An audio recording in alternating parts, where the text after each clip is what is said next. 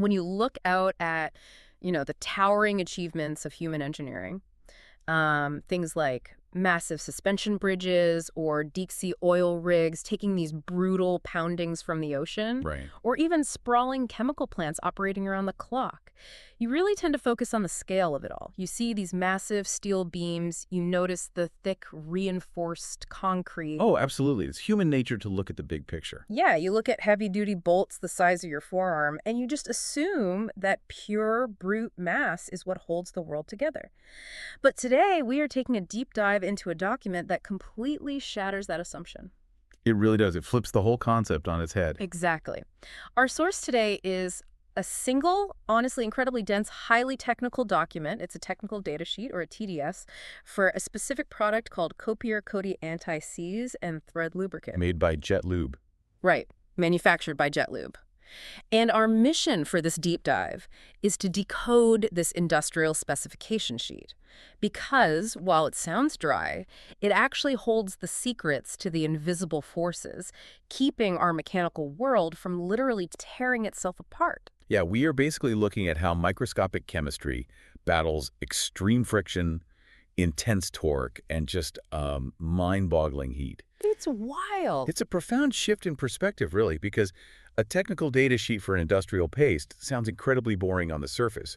It's just a list of chemical properties and mechanical thresholds. Just numbers on a page. Right. But when you start interpreting what those numbers actually mean in a real-world environment, you uncover this relentless, invisible war being fought every single second of every day inside the machinery you rely on. Right, because the sheer mass of a steel bolt is totally useless if the microscopic surface of that metal is destroying itself. Exactly. Okay, let's unpack this.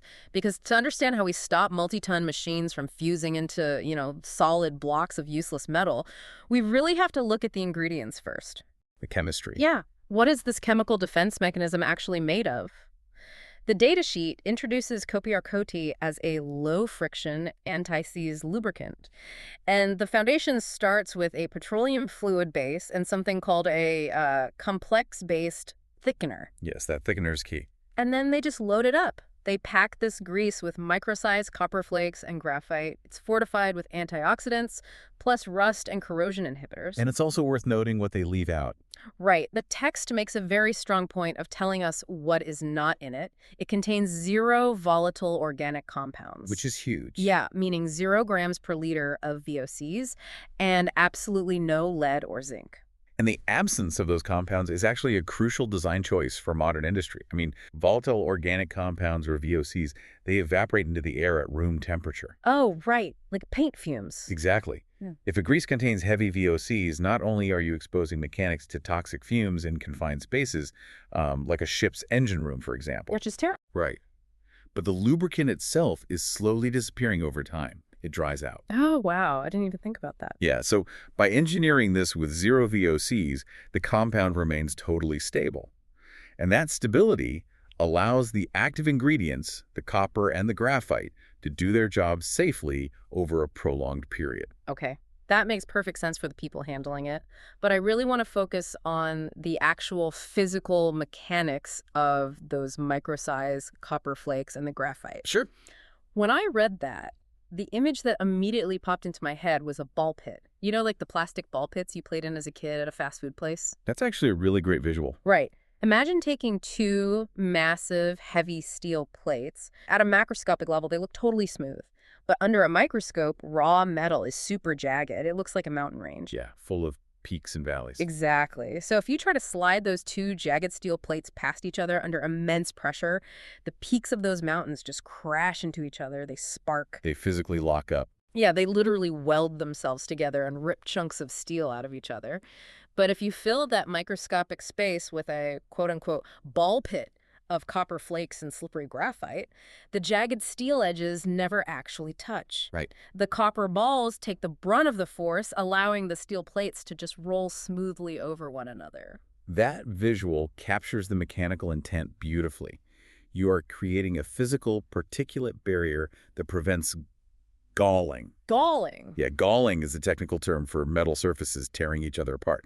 The copper and graphite are essentially sacrificial layers. Wow. But suspending those particles properly requires advanced chemistry, which brings us right back to that complex base thickener you mentioned earlier. Oh, right. How does that work? Well, a standard grease thickener is basically a metallic soap.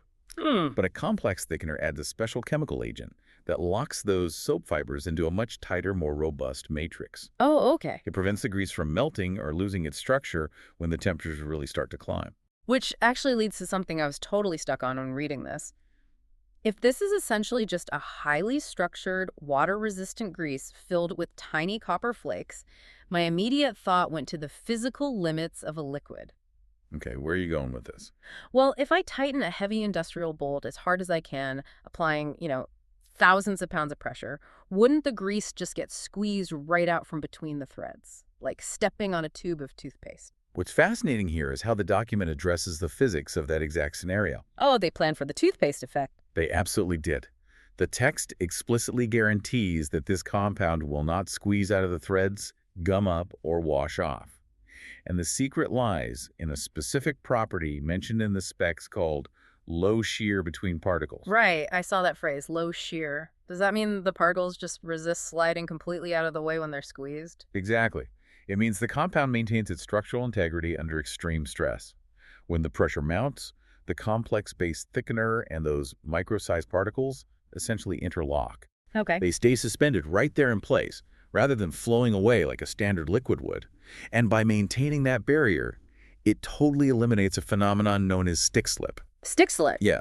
Imagine trying to push a heavy, rubber-footed sofa across a hardwood floor. It doesn't glide, right? No, it catches and screeches and kind of jumps forward and then catches again. Exactly. Oh, that terrible stuttering motion where the whole piece of furniture just vibrates in your hand. Right. Now magnify that violent stuttering motion to tens of thousands of pounds of pressure inside a threaded bolt. Oh, wow.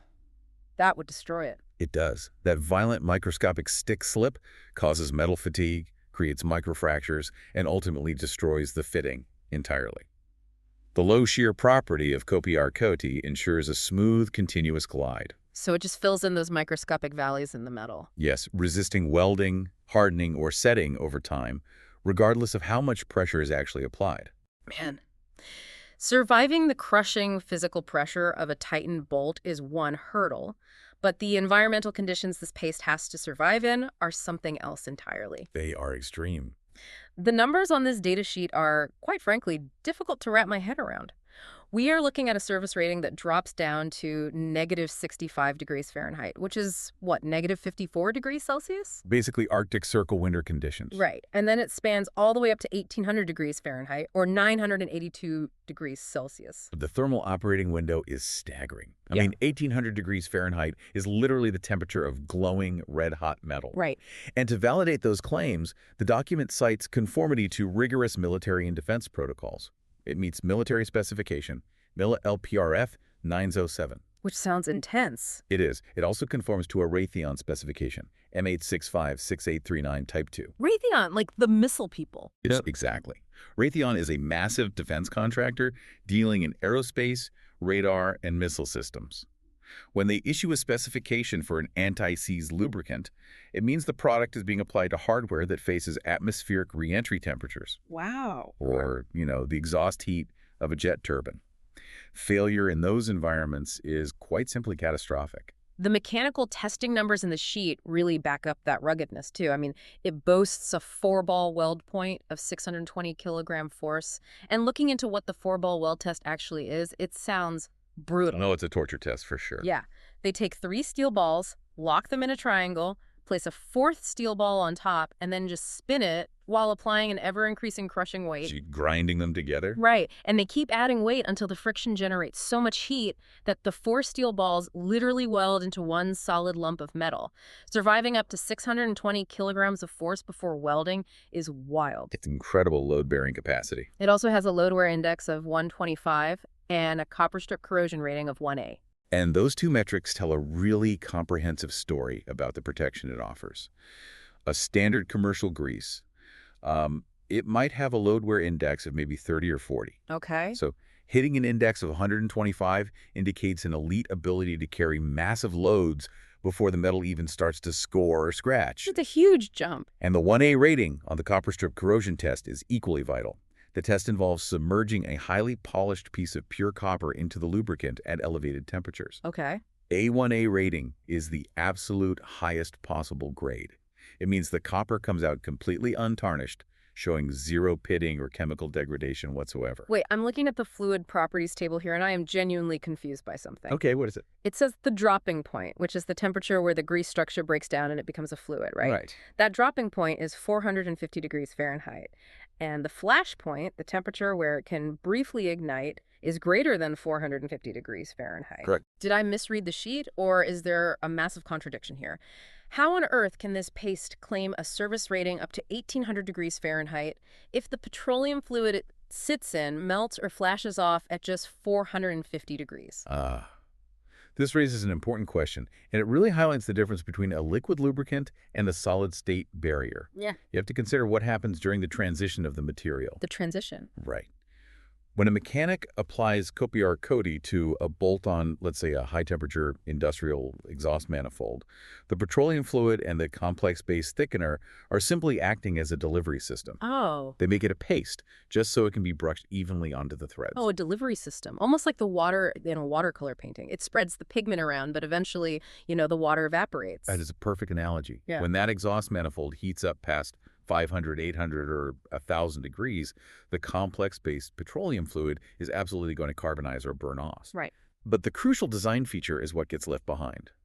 The micro-sized copper flakes and the graphite, they do not evaporate. They do not burn off at 1,000 degrees. Wow. They remain completely seated in the microscopic valleys of the metal threads as a dry, solid physical shield. Oh. It's designed to sacrifice the grease so the copper armor can stay behind. The ball pit survives the fire even after the liquid is gone. Exactly. The solid lubricants are completely impervious to those temperatures. Even at 1800 degrees Fahrenheit, that microscopic layer of copper is preventing metal-to-metal contact. It's preventing galling and ensuring those threads don't just fuse together. Okay, surviving an 1800-degree inferno is super impressive. But that copper armor is completely useless if the mechanic can't actually get the machinery assembled properly in the first place without breaking their back. That's very true. How does this compound change the physical act of turning a wrench?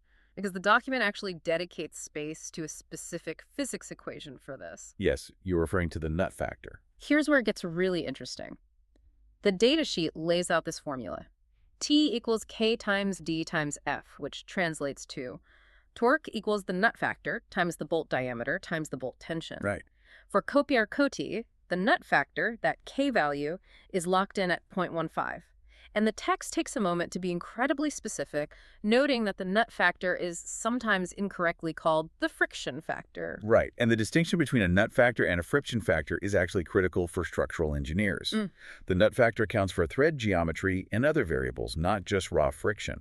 But for the mechanic actually turning the wrench, this equation looks like a total cheat code. How so? Well, when you tighten a bolt, your goal isn't just to spin a piece of metal.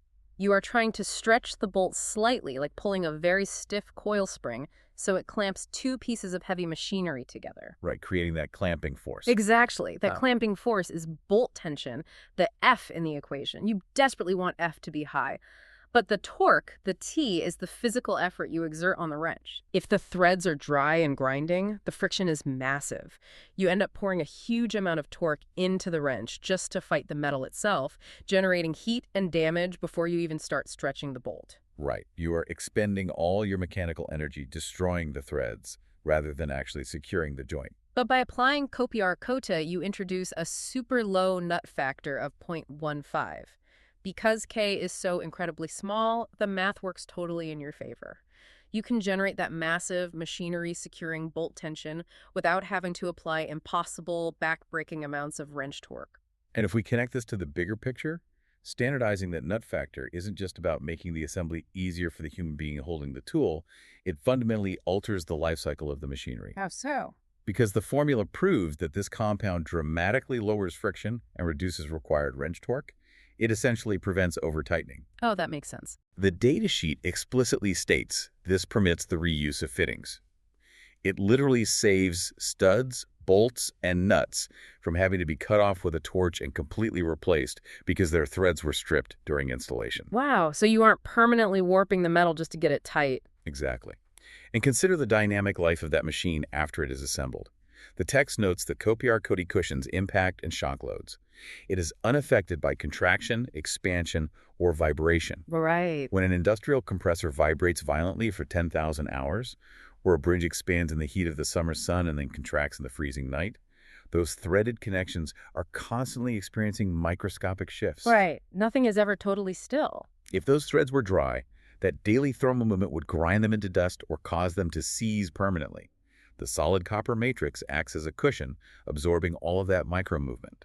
So, having explored the thermodynamics, the sacrificial carrier fluids, and the mathematical beauty of the nut factor, we have to look at where this is actually deployed in the real world. Yeah, the applications are pretty diverse. The list on the TDS paints a really vivid picture of its versatility. It's utilized for threaded connections, pump housings, flanges, exhaust manifold bolts, compressor heads, lathe centers, and autoclaves. Right. For those who aren't familiar, autoclaves are essentially high-pressure, superheated industrial steel ovens used for sterilizing medical equipment or curing advanced aerospace composites. Yeah, an autoclave is an environment where heat, pressure, and steam are pushed to absolute extremes. A seized bolt on an autoclave door could literally halt production for days. That's a nightmare. It is also important to highlight a very specific credential for real-world deployment here. KOPR-KOTE is NSF, registered H2, under registration number 120923. Oh, right. I know NSF deals with public health and safety standards. What does the H2 designation mean in an industrial setting? Well, in food processing and pharmaceutical facilities, lubricants are strictly categorized. An H1 lubricant is for areas where incidental food contact might occur, Yeah. like a conveyor belt carrying vegetables, for instance. An H2 registration means the product is acceptable for use in the facility, provided there is zero possibility of direct food contact. Got it. It allows mechanics to use this heavy-duty anti-seize in the boiler rooms, or the exhaust systems, or heavy maintenance bays of a food plant, certifying that it won't off-gas toxic fumes or contaminate the ambient environment. That's incredibly specific, but so important. And speaking of its physical makeup, the density of this material is intense. It weighs a typical 10.1 pounds per gallon. Yeah, it's very dense. 10.1 pounds for a single gallon. I mean, a gallon of water only weighs about 8.3 pounds. You can literally feel the mass of the heavy metals suspended in it. Absolutely. But this leads to what is undeniably my favorite part of the entire document. We've spent this whole time discussing Raytheon aerospace specs, complex thermodynamic thresholds, and rigid military protocols. But the datasheet mentions it's also available in an aerosol can. Right. And the tone of the document suddenly shifts. It really does.